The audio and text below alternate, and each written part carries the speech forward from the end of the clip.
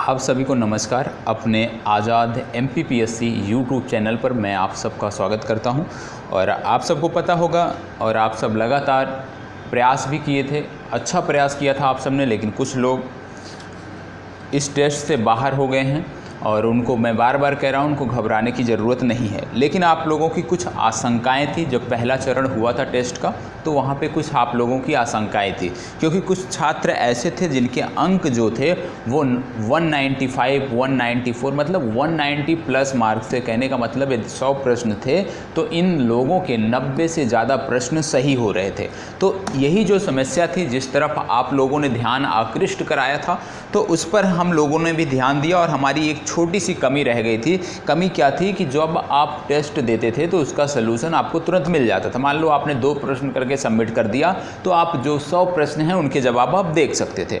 तो हम लोगों ने सोचा है कि इस तरह से यदि चलता रहा, यदि इस तरह के बच्चे हमें मिल जाते हैं चीटिंग वाले, तो निश्चित रूप से जो हमारा उद्देश्य है उसमें हम सफल नहीं हो सकते हैं। तो इसी के लिए आपका दूसरा चरण आयोजित कराया गया कि जिससे जो बच्चे हमें मिले वो जेन्युइन मिले, जो वास्तव में इतनी मेहनत कर सकते हैं। इतनी मेहनत करने के बाद हम तक पहुंचेंगे तो उनके साथ मेहनत करने में भी एक नया उमंग, नया जोश रहता है कि भाई बच्चे अच्छे हैं तो टीचर को भी मेहनत करनी होगी। लेकिन जिस तरफ आप लोगों ने ध्यान आकृष्ट कराया था, आपको बता दें कि जिन लोगों ने भी टेस्ट पेपर दिया होगा, तो जो हमारे प्रथम चरण में जो पेपर दिया गया था, सेम पेपर हमने द्वितीय चरण में भी रखा। क्यों द्वितीय चरण में सेम पेपर रखा? इसलिए कि यदि मान लीजिए कोई बच्चा चीटिंग के साथ पहले चरण में अच्छा कर गया है, बहुत अच्छे अंक उसके आ गए हैं, तो यदि हम सेम पेपर दूसरे में रखते हैं और हमने दूसरे में सेटिंग चेंज कर दिया, अब आपको ना तो रैंक दिख रही है ना तो आपका उसको उत्तर का सलूशन दिख रहा है। तो ये चीज़ आपने देखा।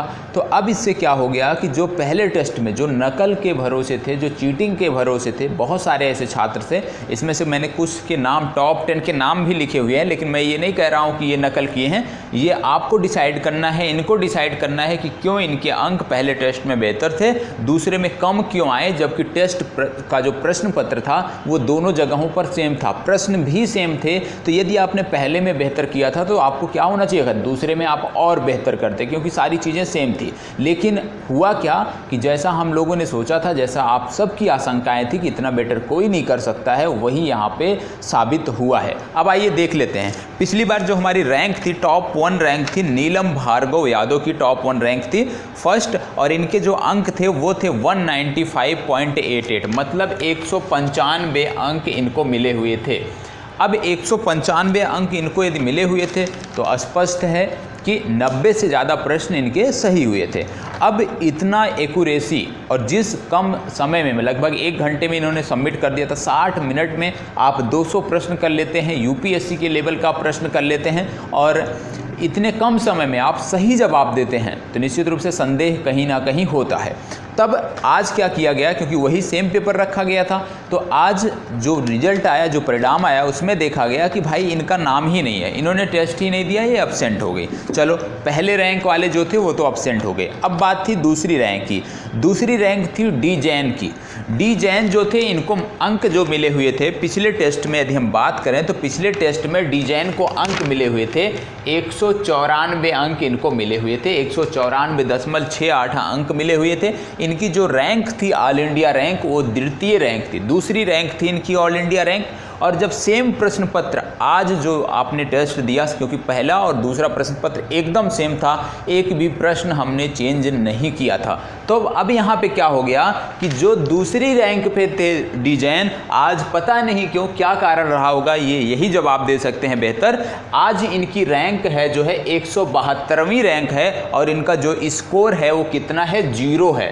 जो पहले बच्चा 194 अंक अर्जित किया था, आज वह 0 अंक पाया है। सेम टेस्ट में 1 दिन के अंतराल पे सेम टेस्ट हुआ है। होना क्या चाहिए था कि यदि ये वास्तव में 194 के लायक थे तो इनको 196 और बेहतर करना था, लेकिन ये कहाँ पे पहुँच गए, 0 पे पहुँच गए, और इनकी रैंक हो गई 172।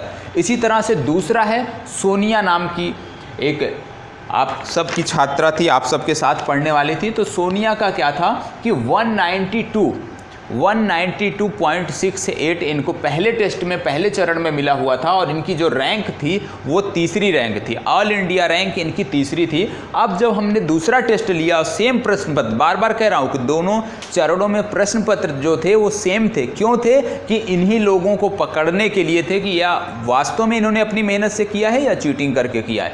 तब अब आपको देखने को मिलेगा कि जो सोनिया तीसरे स्थान पे थी, आज जब टेस्ट हुआ इनका जो स्थान है वो है 131वां। तीसरे स्थान से सीधे 131वें स्थान पे चली गई और जहां इनको पहले 192 अंक मिले हुए थे, आज इनको सिर्फ 28 अंक मिले हैं। अब आप खुद अंदाजा लगा सकते हैं भाई, जो छात्रा 192 अंक पहले टेस्ट में लाई थी, सेम प्रश्न पत्र उसी को दोबारा दिया गया, तो उससे कम क्यों हो गया? और कम होता तो ठीक है, कितना कम हो गया? 192 से 28 पर सिमट गए। तो निश्चित रूप से कहीं ना कहीं कुछ ना कुछ कमियां थी, कुछ ना कुछ चीटिंग हुई थी। तीसरा था श्रीकेश प्रजापति। श्रीकेश जो प्रजापति थे, इनके जो अंक थे 192 अंक थे, 192 अंक थे। इनकी जो रैंक थी वो इनकी चौथी रैंक थी और इसमें जो दूसरा चरण हुआ है इसमें इनको रैंक मिली है 59 रैंक और इनके अंक हो गए हैं 57.8 से।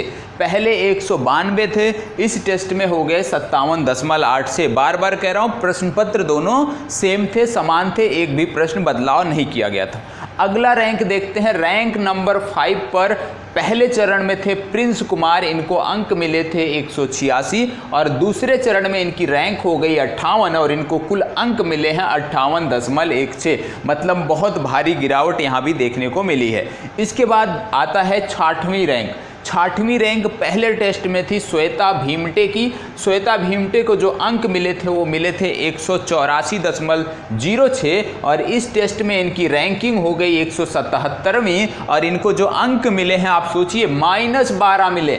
मतलब जो बच्ची 6वें स्थान पे थी ऑल इंडिया रैंक में, दूसरे टेस्ट में उनका स्थान हो गया 177वां और जो अंक उनको मिले हैं वो मिले हैं -12। अब सोचिए, +184 से सेम प्रश्न पत्र आपने दोबारा दिया तो आप -12 पहुंच गए, निश्चित रूप से संदेह होता है। अगला था राजमणि। राजमणि जो थे इनको अंक मिले थे 183 और इनकी जो रैंक थी वो थी 7वीं। इस टेस्ट में दूसरे चरण में इनकी जो रैंक हो गई वो हो गई 98 और इनका जो अंक हो गया वो हो गया 40.68। इसी तरह से है दुर्गा प्रसाद। दुर्गा प्रसाद जी को मिले थे 174 अंक। रैंक इनकी 8वीं थी पहले चरण में ऑल इंडिया टेस्ट सीरीज में। इस चरण में इनकी रैंक हो गई 178वीं और इनको जो अंक हैं वो -15 है। मतलब +174 पहले थे, बाद में -15 हो गए। अब आप खुद जवाब आपको मिल गया होगा कि इन्होंने किस तरह से टेस्ट दिया रहा है, ठीक है, कितनी निष्पक्षता से टेस्ट दिया था। अगला नाम आता है बसंत कुमार सिंह का। बसंत कुमार सिंह को मिले थे 174 अंक। इनकी रैंक थी 9वीं रैंक और इस बार इनको मिले हैं, इनकी जो रैंक है वो है 176वीं रैंक और इनको मिले हैं -3 अंक। अब सोचिए कि कोई बच्चा यदि पहले टेस्ट में 174 था, सेम प्रश्न पत्र उसको दोबारा दिया गया एक दिन बाद, तो -3 अंक कैसे मिलेंगे? निश्चित रूप से चीटिंग की गई थी। अगला है अरविंद कुमार। अरविंद कुमार को पहले मिले थे 169 अंक।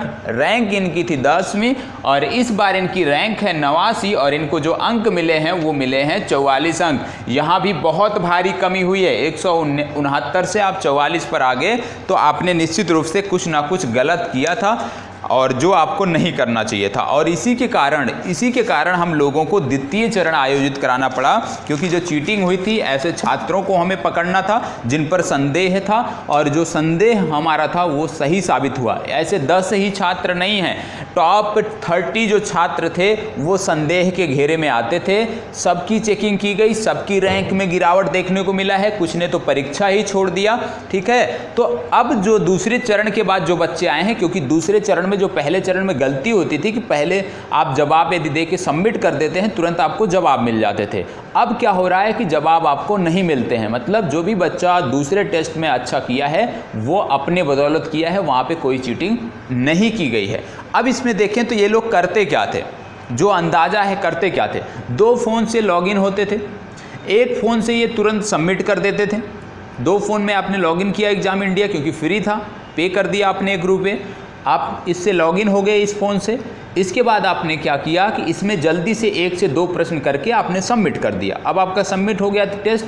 तो सबमिट होने के बाद आपके जो 100 प्रश्न होते थे उनके सही जवाब आपको यहाँ पे मिल जाते थे। अब आप क्या करते थे कि दूसरे मोबाइल से लॉगिन होते थे और यहाँ आंसर देखते थे, पहले का ए, यहाँ पे पहले का ए टाइप करते थे, यहाँ दूसरे का बी, यहाँ दूसरे का बी टाइप करते थे। और आप सोचिए, एक थे अभिषेक सिंह शायद नाम था, उनकी रैंक काफ़ी गिरावट हुई है।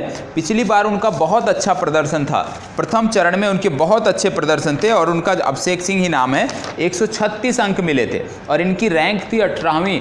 अब आप सोचिए कि कोई भी बच्चा 100 मिनट में, समय कितना था आपको 2 घंटे दिए हुए थे ना, 1.5 घंटे दे गए थे, 1 घंटे 30 मिनट आपको दिए गए थे और आप 1 घंटे 30 मिनट में जो प्रश्न पत्र भी हम लोगों से भी यदि बैठे, ईमानदारी से बैठे हैं, तो 90+ स्कोर करने में एक प्रकार से देखें ना तो बहुत मेहनत पड़ जाएगी। मैक्सिमम 90+ तक ही जा सकते हैं, 90 तक जाते जाते बहुत हो जाएगा।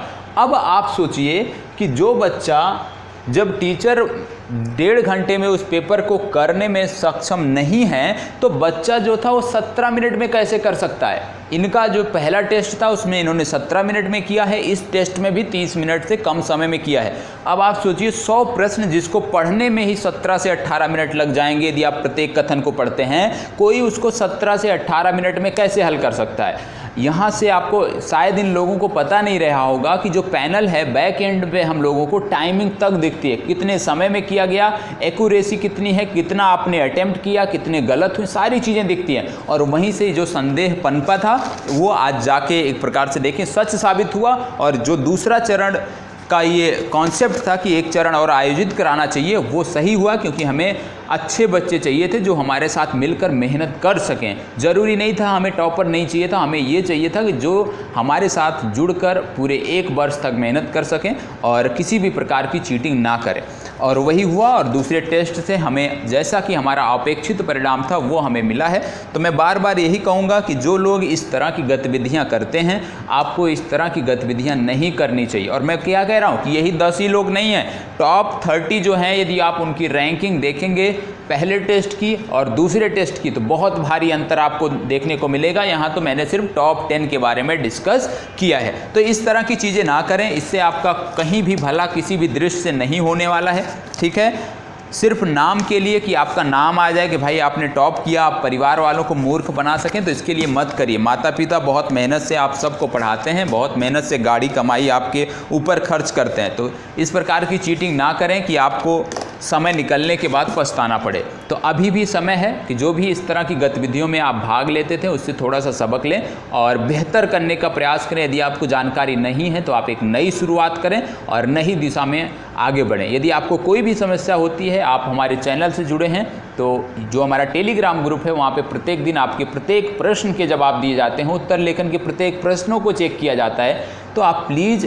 इस तरह की गतिविधियाँ ना करें। आपको कोई भी समस्या है, तैयारी से संबंधित समस्या है, किसी भी प्रकार की कोई समस्या है, आपको आर्थिक समस्या है, पढ़ाई नहीं हो पा रही उसकी वजह से, हर समस्या का समाधान करने को हम लोग तैयार हैं। ठीक है, तो यहीं पे आपसे विदा लेते हैं। जो भी हमारे सुपर 50 के मुन्ना भाई थे वो सब मैंने आप सबके सामने उनको बता दिया है, उजागर कर दिया है। आप खुद दोनों टेस्टों के नाम मिला के देख सकते हैं, आपको स्पष्ट अंतर दिख जाएगा। क्योंकि जो बच्चा पहले टेस्ट में बेहतर किया है वो दूसरे में माइनस में कैसे जा सकता है, जो पहले में टॉप किया है वो माइनस में कैसे जा सकता है। हाँ, ये हो सकता है यदि किसी की पहले टेस्ट में 100वीं रैंक थी तो दूसरे टेस्ट में, क्योंकि प्रश्न पत्र सेम था, यदि उसने उस पर थोड़ा सा भी होमवर्क किया है तो दूसरे टेस्ट में बेहतर कर सकता है। तो आप यदि नीचे हैं तो नीचे से रैंक जो है आपकी कम होनी चाहिए ना, रैंक बढ़नी नहीं चाहिए कि आप टॉप 10 में थे अब आप टॉप 100 में भी नहीं है, तो निश्चित रूप से संदेह होता है। यदि इसमें से हम देख लें तो कुछ लोग ऐसे थे जो शुरू में टॉप 10 में थे और अब क्या हो गया, दूसरे टेस्ट के बाद ये नीचे से टॉप 10 में हैं।